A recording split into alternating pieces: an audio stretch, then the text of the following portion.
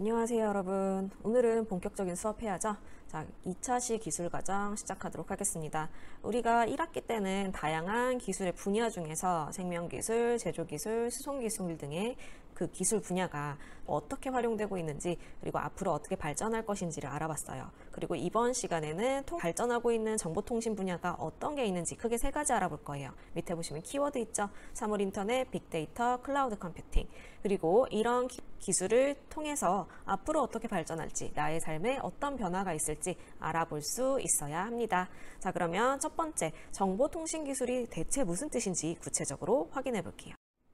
자, 정보라는 건 뭐냐면 데이터가 좀 더 활용 가능하게 정제된 부분을 말을 하고요. 데이터 부분은 뭐 여러 가지 것들이 다 데이터가 됩니다. 예를 들어서 여러분들의 핸드폰 이용 기록, 모든 기록이 다 데이터라고 한다면 그런 기록 중에서 핸드폰을 켜는 시간, 종료하는 시간, SNS 어플을 켜는 시간, 그리고 종료하는 시간, 이런 것들만 추출을 한다고 해요. 그러면 이게 내가 활용할 수 있는 데이터이기 때문에 정보가 됩니다. 그리고 이 정보를 연결을 해봤더니 시작 시간과 끝나는 시간이 있으면 그럼 내가 총 사용 시간이 얼마나 되는지 알 수가 있겠죠. 그리고 그 사용 시간에서 SNS 어플을 시작하는 시간과 종료하는 시간을 정리해 보니까, 연결해 보니까 그게 SNS 사용 시간이 되겠죠. 그리고 총 사용 시간에서 SNS의 사용 시간을 보면 뭐 비율이 어느 정도 되더라. 나는 4시간 썼는데 4시간 중에 2시간을 인스타그램을 계속 사용했더라. 페이스북을 계속 사용했더라. 이런 비율까지 알아낼 수 있으면 그게 널리지, 지식이 됩니다. 그리고 그 지식들을 가지고 나한테 꼭 필요한 거, 내가 활용할 수 있는 것들을 발견한다면 그게 통찰, 인사이트가 되고요. 예를 들어서 20대들의 그런 사용 비율을 다 알아봤어요. 그랬더니 하루에 30%를 SNS를 사용한다. 또는 핸드폰을 켜면 50%가 다 SNS더라. 이런 것들을 통찰을 한다면, 그렇다면 지혜를 얻을 수가 있겠죠. 어떤 지혜?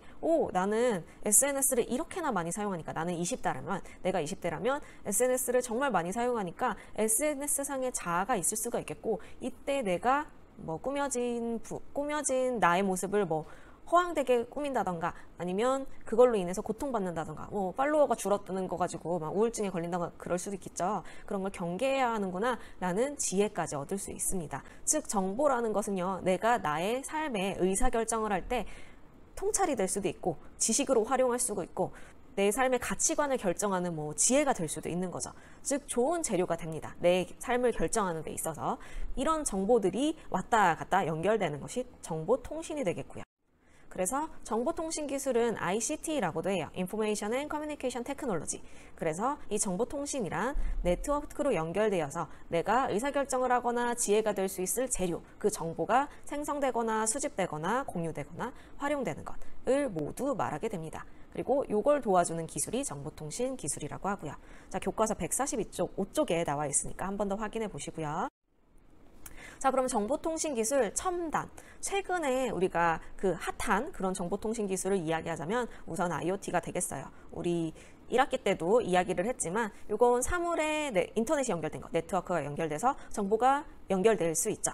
예를 들자면 그 웨어러블 디바이스인 뭐 구글 시계, 애플워치 이런 것들을 가지고 내 심박수를 확인해서 심장박동이 문제가 있다. 그러면 의사들에게 내 데이터를 줄 수도 있고요. 또는 냉장고에 인터넷이 연결이 돼서 냉장고에서 뭐 유통기한이 다 돼가는 우유가 있어서 이걸 가지고 재주문을 냉장고가 알아서 할 수도 있겠죠.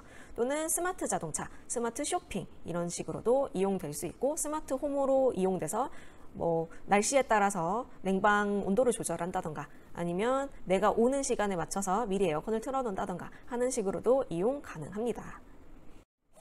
자, 그런데 사물인터넷 우리가 개념은 1학기 때 알아봤지만 주의사항은 크게 보지 않았어요.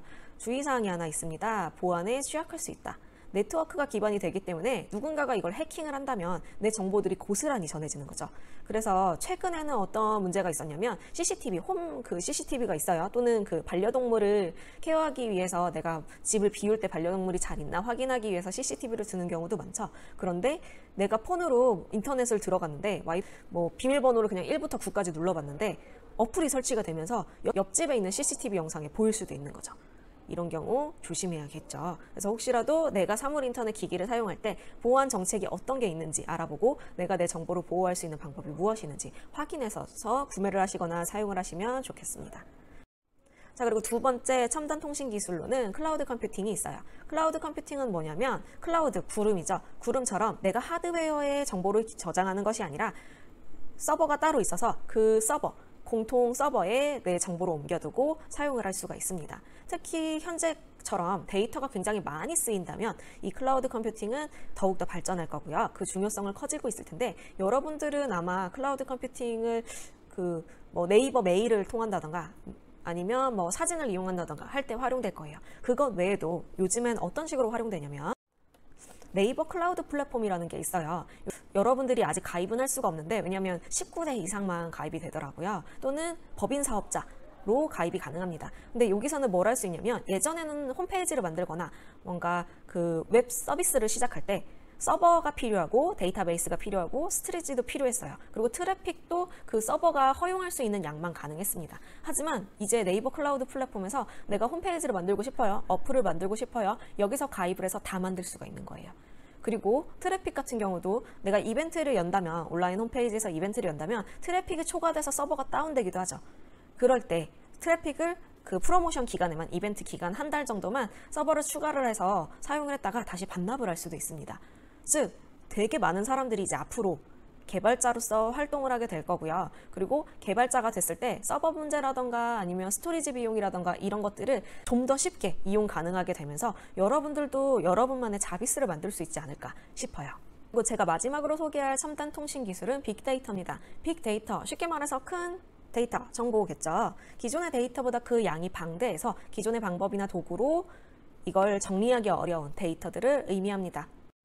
자, 빅데이터는요, 정말 방대해야 빅데이터가 됩니다. 천문학적으로 방대해야 되기 때문입니다. 왜냐하면 이게 방대하지 않으면 신뢰도를 인정받을 수가 없어요. 그걸 입증하는 예시가 뭐가 있냐면 2012년에 페이스북에서 어떤 연구를 했냐면 이게 굉장히 미국에서 논란이 됐었는데 사용자들을 대상으로 해서 여행 가는 사진, 굉장히 긍정적인 사진들을 많이 보였을 때 그걸 본 팔로워들, 다른 친구들의 감정이 어떻게 되는지, 감정 전이, 즉 감정이 어떻게 옮겨지는지를 실험을 했어요. 근데 되게 신기했던 게 네거티브 리듀스드, 그러니까 뭐 슬픈 소식 이런 것들을 많이 보면 그 사람들이 거기에 따라서 감정이 조금 긍정적이 된대요. 그래서 긍정적인 그런 콘텐츠들을 올리는 성향이 늘어나고요. 그리고 포지티브 리듀스드, 이건 무슨 뜻이냐면 긍정적인 그런 포스팅을 많이 올렸어요. 뭐 여행 갔다, 뭐 연애를 했다, 뭐 좋은 일이 생겼다, 선물을 받았다, 이런 포스트를 많이 보면 감정이 그 즐거운 감정들이 옮겨지면서 살짝 부정적인 감정들이 생긴대요. 우울한 뭐 메시지를 보낸다던가 아니면 좀 슬픈 사진을 올린다던가 이런 식으로 감정이 연동된다는 거예요. 즉 이건 뭐냐면 사람들은요, 뭐 사과 좋아해요? 라고 했을 때 사과 좋아해요 라고 말을 할 수도 있지만 이게 100% 솔직하지 않다는 겁니다. 서로 연결된다는 뜻이에요. 하지만 이게 굉장히 많아지면 사람들이 솔직해질 확률도 높아질 수가 있겠죠. 이걸 좀 더 다음 사례를 통해서 이야기 드릴게요. 자, 월마트에 가면 사람들이 다양한 물건들을 삽니다. 월마트는 우리나라로 따지면 이마트 같이 큰 대형 마트예요.